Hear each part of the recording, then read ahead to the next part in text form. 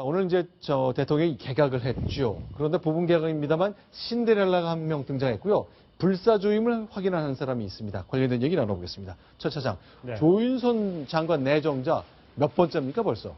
두 번째 장관이죠. 청와대 정무수석까지 하면 이번 정권 들어서만 벌써 3번의 요직을 차지하게 되는 셈인데, 원래는 이제 8.9 전당대회 때 이제 뭐 최고위원으로 들어가네 만에 이게 있었는데 청와대 쪽에서 만류했다는 소식이 있었거든요. 이게 아마 입각을 염두에 둔 것이었다라고 했는데 오늘 이번에 이제 문화체육관광부 장관으로 내정되면서 그 말이 사실이었구나라는 생각을 이제 하게 됩니다.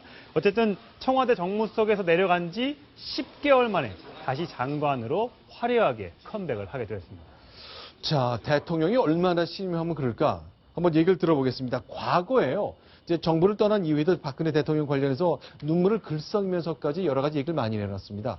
확인합니다.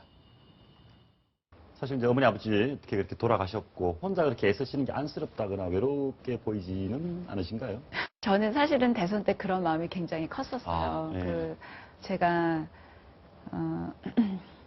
선거를 하루에 그 유세를 끝내고 집으로 오면 저는 이렇게 아유 수고했다라고 얘기해주는 그런 가족들이 있는데 그렇지 않으시니까 그렇죠. 그 말이 그게 굉장히 저는 마음이 쓰였는데 대통령이라는 자리는 절대 고독의 자리다. 이런 말씀을 이제 여러 차례 그 언론에도 하셨는데요. 그거는 가족이 있건 없건 다르지 않은 것 같습니다. 자, 박성국 국장. 네. 조윤선 장관 내정자의 경쟁력은 뭔가요?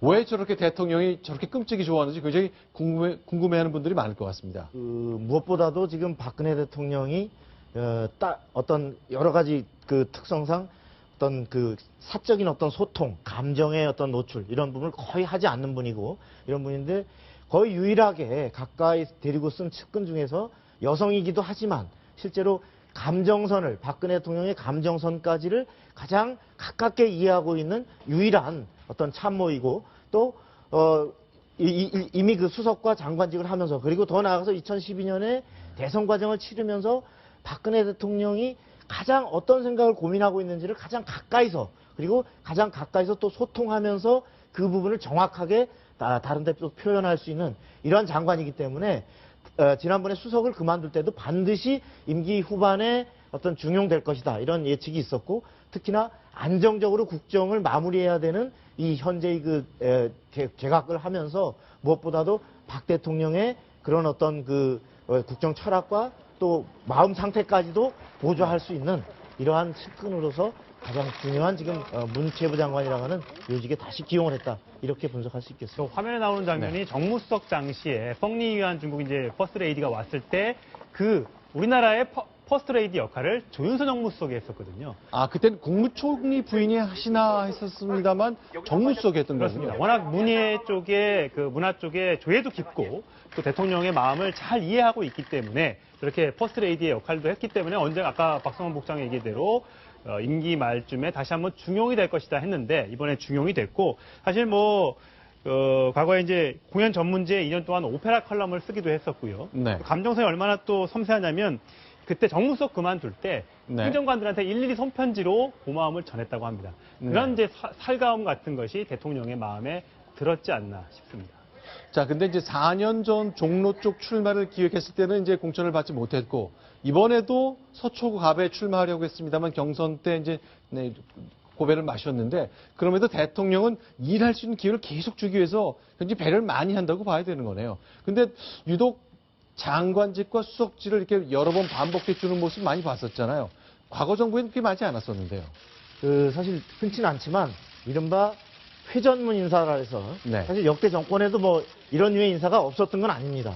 사실 대표적으로 우리가 박지원 그 현 국민의당 대표의 경우도 그 초기에 수석 또 문체부 장관 마지막엔 비서실장. 대통령 비서실장 이런 식으로 또 노무현 대통령에도 문재인 사실 현 대표도 초기에 민정수석 그리고 나중에 또 비서실장까지 이렇게 역임하는 형태의 중용은 있는데 특히나 임기 말에 이르면 임기 마무리 단계에 이르면 대통령은 누군가에게 결정적으로 의지하고 본인이 사실 일일이 설명하지 않아도 본인의 고민을 그리고 퇴임 이후의 평가까지도 염두에 둘 수 있는 참모를 가장 가까운데 중용하고 싶어하는 것이 과거 청와대에서 보좌했던 사람들의 대체적인 그 평가인데 그러한 대상으로 바로 조윤선 장관이 발탁이 된 거라고 봐야 될 것 같습니다. 네, 이제 대통령을 모시는 사람들로 보면 참 조윤선 장관 내정을 부러워할 것 같아요. 뭐 영상 보면 이제 대통령이 앞치마 같은 거 맬 때 남자 참모들이 뭐 그 리본을 매주고 그런 건 상상할 수 없습니다만 직접 같은 여성으로서 근접해서 이렇게 모시는 모습 많이 볼 수 있었잖아요. 네, 그렇습니다. 그 후보 시절에 여러 군데에서 그런 모습이 목격이 됐고, 그리고 박 대통령의 말하자면 서운해하고 또 걱정하는 바를 가장 가까운 아까 말씀드린 정말 화장실 근처까지도 같이 갈 수 있는 이런 사이이기 때문에 많은 그 일화들이 또 남겨져 있죠, 지금. 자, 그런데 이번에 이제 눈에 띄는 것은 윤병세 외교부 장관 결국 5년 임기를 다 같이 하는 걸로 봐야 될 것 같습니다. 오늘 포함되지 않았는데요. 아, 불사조의 힘이다. 라는 것 얘기를 듣게 생겼습니다. 5년 임기 다 채울 것 같습니다. 윤병세 장관의 지난 몇 년간을 저희가 정리해봤습니다. 장관으로서 저는 여러분들이 자긍심을 느끼며 신바람 나게 일할 수 있는 여건을 만들기 위해서 모든 노력을 다할 것을 약속드립니다. 이중 양측으로부터 러브콜을 받는 상황이 굳이 말한다면 이것은 축복이 될 수도 있습니다. 발표 시점에 장관이 백화점 양복점에 있었다는 데 대해서 상당히 놀랐습니다. 가지가 찢어졌기 때문에 수정을 해야 되는 그런 걸 이제 짬을 찾고 있다가 금요일 날 오전 그 시점이 저로서는 이제 눈에 안 띄게 하나.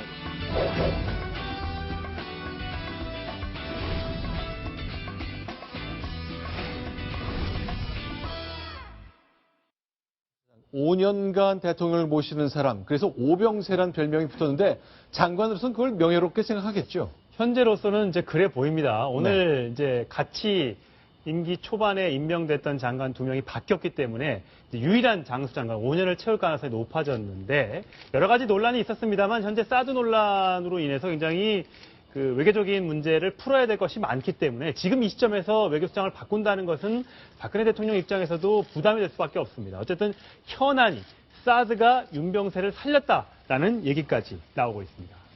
자, 그런데 이번 개각 때 전 많은 사람들이 기대하셨을 것 같아요. 지난주에 이정현 새누리당 대표가 청와대에서 대통령 만났을 때 탕평 인사를 건의했잖아요. 그러나 그런 흔적은 잘 안 보이네요.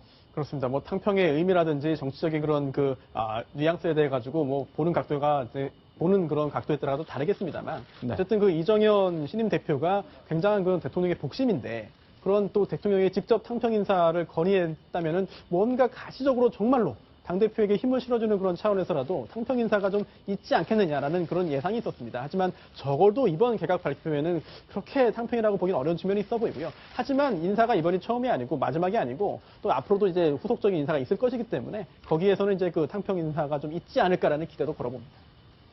네. 지금 사실 이 오늘 발표된 7명의 장차관 인사 가운데 호남 출신은 딱 한 명이었습니다. 그 아마 차관이었고요. 그리고 네. 박근혜 정부 들어서 임명됐던 총리, 부총리, 그다음에 장관들 41명 가운데 호남 출신은 딱 5명입니다. 이러니까 이제 호남 홀대론이 나오는 얘기인데 그래서 이정현 신임 대표가 탕평 인사를 주문했지만 결국 그게 제대로 반영이 되지 않았기 때문에 이정현 대표 입장에서는 조금 모양이 좀 빠질 수 있게 됐고요. 당연히 야당 입장에서는 이정현 대표 어떡하면 좋니? 이런 지금 비아냥까지 지금 나오고 있습니다. 네. 근데 그 박근혜 대통령으로서는 현재 이제 이번 개각에서 지금 여소야대가 이루어진 상황에서 특히 인사검증의 책임을 맡고 있는 우병우 민정수석의 거취가 논란이 되는 상황에서 만에 하나라도 어떤 삐끗해서 예를 들어서 탕평 인사라 해서 호남 출신 인사 또 본인이 직접 검증하지 못했고 데리고 쓴 적이 없던 인사를 과감히 발탁했다가 청문회에서 예기치 않은 어떤 문제가 드러나서 어떤 낙마할 경우에 정말 그 데미지가 마지막 어떤 네임덕을 앞당기는 이런 상황이기 때문에 우선 인사의 폭도 확대할 수 없었고 당초 6, 7개 장관이 바뀔 것이다 라는 선에서 3명으로 축소됐고 또 인사 기용 인물도 본인이 직접 데리고 썼고 이미 여러 가지 관료 두 사람의 장관은 관료 출신 또 조윤선 장관은 여러 차례 이미 장관 수석 거쳤던 검증된 인사를 씀으로써 청문회의 위험 부담을 최소화하려 했다. 이렇기 때문에 어떤 과감한 탕평 발탁 인사가 부진했다. 이렇게 분석할 수 있을 것 같습니다. 그러니까요. 그럼 국민들 눈에서 볼 때는요.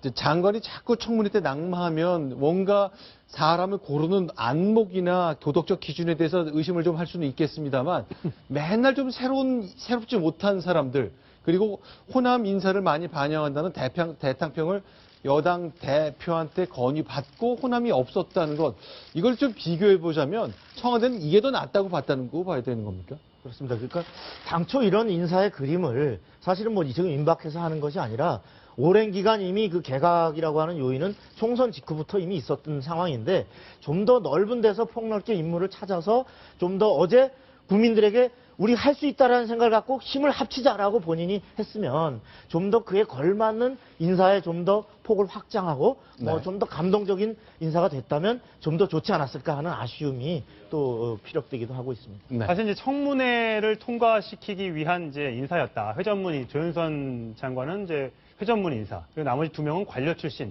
무난한 인사들을 임명함으로써 청문회 통과를 좀 수월하게 하겠다는 입장이지만 아까 말씀드린 대로 우병우 대통령 정무수석이 결국 검증해서 이제 결국은 최종 사람을 밀어 올렸단 말이죠. 여기에 대해서 야당에서는 그래? 두고 봐.